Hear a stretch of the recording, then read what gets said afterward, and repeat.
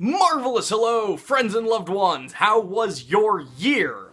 So, ever since I started my channel, some of my favorite videos to do have always been my top 10 games of last year video. Well, as many of you are aware, I've been in China since last June. Since it's hard for me to get mail here, especially packages from back home, I haven't really gotten a chance to play the vast majority of great games that came out last year. Because of this, I cannot, in good conscience, do a top 10 games of 2018, because I know for a fact my list would be so different if I actually got to play a lot of the games from last year. So because of this, I'm doing things a little bit differently this year. I'm calling this video Gaming for Me in 2018. There are no rankings, there's no strict order. I'm just going to be talking about some games I did play from last year that I want to talk about. And hopefully some of them will look good to you as well. Let's get started. So the very first thing I want to talk about is, of course, Megami Tensei. 2018 seemed like one of the biggest years the franchise has had in a long time. We got a perfectly average Strange Journey enhancement with Redux. D2 is pretty fun, when I can actually play it, that is. BlazBlue Cross Tag Battle let Labris beat the crap out of Ragnar the Blood Edge, and as you all know, I like Labris. Persona 3 and Persona 5 both got rhythm games that are perfectly fine, but both games combined still feel like a lesser experience than we already had with Dancing All Night several years ago. Aeon Genesis released his translation of Shin Megami Tensei If, which was pretty sweet. Majin Tensei 2 also got a fan translation. Western audiences finally got a new chance to play Revelations Persona since it was part of the PlayStation Classic. Speaking of which, I did a video on that game if you'd like to go check it out. Atlus ended the year with an announcement of an announcement for Persona 5 R, and perhaps most surprising of all, well, you know, no big deal or anything, but Joker is in Smash? But aside from that last bombshell, none of this is stuff that really blew me away, and Joker's release isn't until this year anyway. That said, 2019 seems like it's gonna be great for the series. Persona Q2 is probably on the way, Joker, getting to learn about P5R, whatever other projects they've got in store, and with any luck, finally some more solid information on Shin Megami Tensei 5. Now, I'm also going to be honest, I really didn't play a lot of big AAA titles last year. Most of the ones I bought are the ones waiting for me back home. Yakuza 2 Kiwami, Super Mario Party, Mega Man 11, Pokemon Let's Go Eevee, The World Ends With You Final Remix, Spyro Reignited Trilogy, Soul Calibur 6, Super Smash Bros. And for the major games I did play, I really don't have that much to say about them. Monster Hunter World? Yeah, I liked it. Secret of Mana Remake? Yeah, I liked it, even though a lot of people didn't. Detective Pikachu? It was alright. I have several questions about the upcoming movie, and that's really about it. I may have been absent from the major market last year, but I have had the chance to play some absolutely amazing indie games. Like I said earlier, there's no real ranking or order here. Here's just a mini review of 10 great indie games I had the pleasure of playing last year. The first game I want to talk about is The Unlikely Legend of Rusty Pup. This delightful diesel punk puzzle platformer had me smiling from ear to ear. Made by Chris Seavor, the man who gave us Conker's Bad Fur Day, Rusty Pup has players guiding a cute robotic dog to the end of each level. He moves by himself, but won't walk off certain ledges or into areas that are too dark, so it's up to you to make sure the path for Rusty Pup is a safe one, similar to something kinda like Lemmings. The visuals are absolutely breathtaking, with levels that are supposed to be chaotic and ugly being filled with a surprisingly high amount of detail and beauty. But you've really got to be quick on your feet and think 3 moves ahead in this game, or else... What a horrible end. Broken bits, burned and bashed. Keep one eye on your friend to avoid being slashed. But each time you die, you get an idea of what to do differently, so it's really rewarding, and Seaver does an amazing job as the voices guiding you on your journey, which speak in these twisted nursery rhymes. Failure is to be expected in this type of game, but it's the type of failure that really gets you thinking and keeps the game engaging. Close an eye, mind the hush. Time to purge, time to flush. Deep inside, your mind's a cry, so send my way whilst still alive. Speaking of failing over and over again, but continuing to try, let's talk about my love life. I probably could have phrased that better. Monster Prom! This fast-paced dating sim can be played in as little as half an hour, but the true fun comes from seeing the different scenarios, and even playing with friends who may want to date the same monster as you. You spend time to pick where to hang out and try to raise different stats and play out different wacky events. Will Oz find true love with Miranda the Mermaid Princess? As you can see, no, but that won't stop me from trying again in another round. I've never really heard of a pick-up-and-play dating sim, but this is definitely it, and it's become one of my favorite party games to boot. Monster Prom is very funny, well-written, and a complete blast trying to find love in a school full of monsters.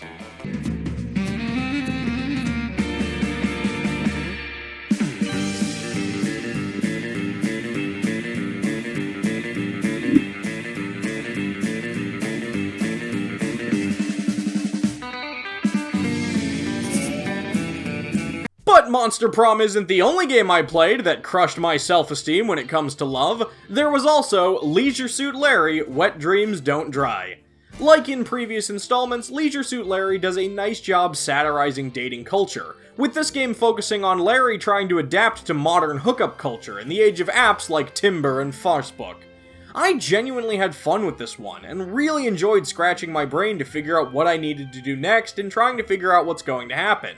Many of the jokes are solid, with the puzzles feeling natural and not too difficult to solve, but at the same time, it's still classic Leisure Suit Larry, with plenty of gross-out humor and sex jokes that make you go, really? But I wouldn't have it any other way, and hey, whatever Larry tries to do in that dark room is frankly none of my business. And speaking of dark rooms, I seem to have woken up inside of one. The Dark Room is an adventure game that replicates the old text-based adventure games. You know, the ones where you try to get ye flask, only this time your game is being narrated by this man known as the Guardian. If you want more information on this game, you should absolutely go check out Octavius's video on it, which is how I learned about the game and knew that I had to pick it up. The game is difficult, and you will die a lot, with the game letting you know in its own subtle way. You die! You die! You die! You die! But the writing is great, and the jokes are hilarious, so it's easy to want to get back in and see what will happen if you try something else. After multiple failed attempts, and even a few where I won, but still lost, The Dark Room is one of the most wickedly funny games I've played in a long time. Plus, I can always play the drinking game version, where I just drink every time I die.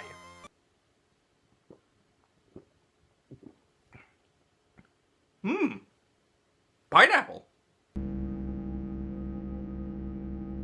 Yes, Darren, pockets are fine. Christ, the conversation here is stellar. Maybe I can ring GLaDOS and swap with her. At least her one doesn't talk. And there's cake. Speaking of games where I ended up dying due to my own stupidity, I absolutely adored The Shape-Shifting Detective. Fans of my channel may recall last year when I put The Infectious Madness of Dr. Decker in my top 10, and let me be clear that if I were doing a normal top 10 this year, this one would be near the #1 spot. The team has brought us another FMV murder mystery where you try to stop what may be a supernatural serial killer who seems to be targeting redheads. The trick of this game is that your protagonist, Sam, if that is his real name, I don't think it is a shapeshifter who can transform into the other suspects, and use this ability to get information they may not have been able to get in their normal form. The acting is great, the writing is incredible, and it's just so much fun to use the main mechanic to just see what you're capable of doing.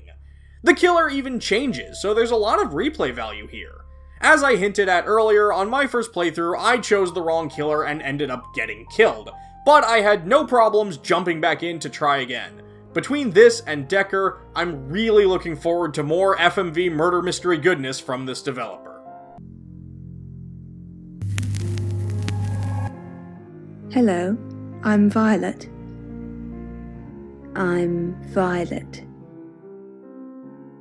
Another game where I got to wear my metaphorical detective hat was The Haunted Island, a frog detective game. You play as Frog Detective and are called to an island to help a team of ghost scientists, that makes more sense, figure out if there really is a ghost haunting this island or not. It's a very simple adventure game with humorous dialogue and cute characters. In order to solve the case, Frog Detective is going to need wool, toothpaste, a chunk of gold, and some pasta. If you want to find out how those things help you catch a ghost, you'll just need to play through the game for yourself. It's a pretty short title, only about an hour, but well worth the price of admission. I'm already looking forward to helping Frog Detective solve his next big case when he tackles the Invisible Wizard.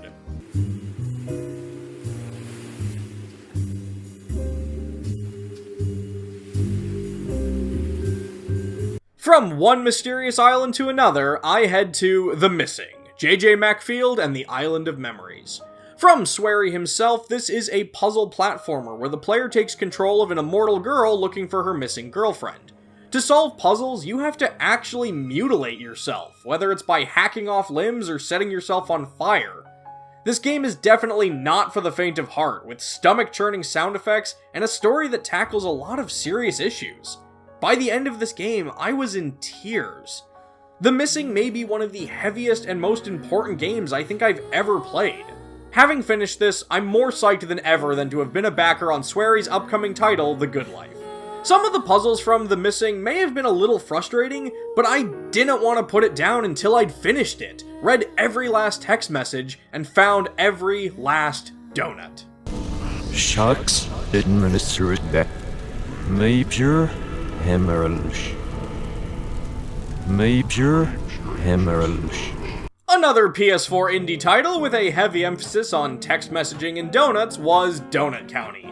But those similarities aside, tonally the games could not be more different.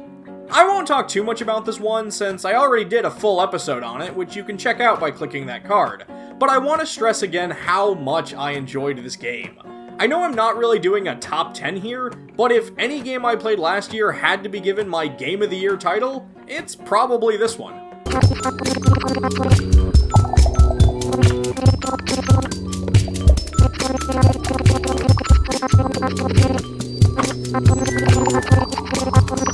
And what better way to wash all these donuts down than with a nice hot cup of coffee? Well, that's exactly what I got when I played Coffee Talk. There's only a demo available for this game right now, and I'll put a link to it in the description. But this delightful visual novel about running a coffee shop, chatting with customers, and making their ideal drinks in a hard fantasy Seattle is already on my radar for my most anticipated games of this year. I have a huge soft spot for games like this, and I can't wait to see the finished product. But like properly roasted coffee beans, I know not to rush things.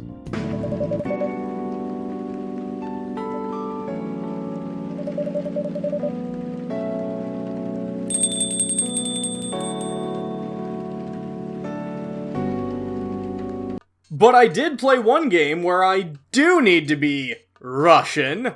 Russian subway dogs, that is. This fast-paced arcade-style game based on the true stories of dogs in Russia that just ride the trains in search of food had me so addicted. It can be really challenging, but oh so rewarding when you earn that bone you've been struggling to get. Basically, you play as a dog and use your powers of barking to scare commuters into throwing their food into the air and try to gobble it up before it touches the ground. In each stage, you need to rack up enough points to move on, or else you just starve to death, I guess. Poor pupper. The challenges are fun, the controls are great, the music is phenomenal, and I am all sorts of in love with this pixel art. Like any great arcade game, the mechanics may seem simple, but it takes true patience and practice to master the Russian subway system. Also, you get to play as Rad Sheba from Valhalla, and I just really love that.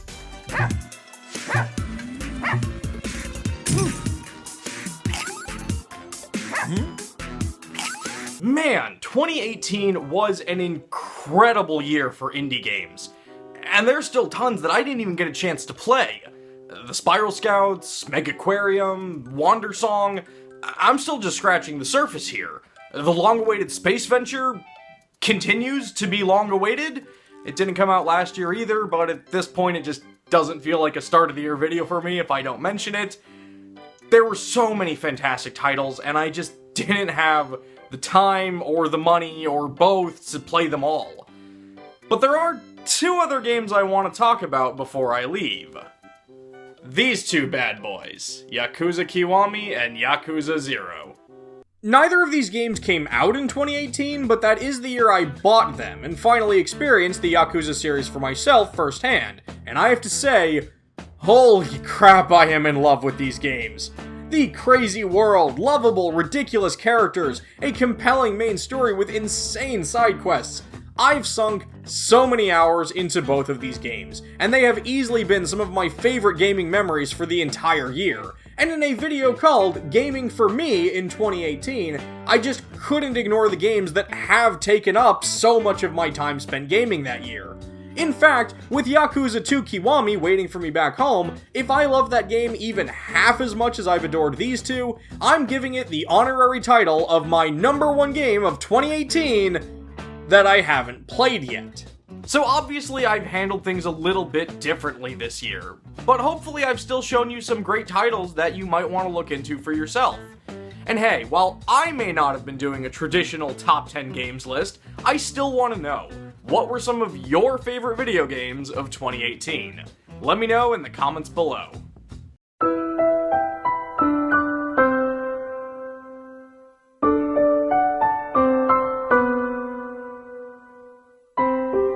"2019 is going to be a huge year for me and for this channel.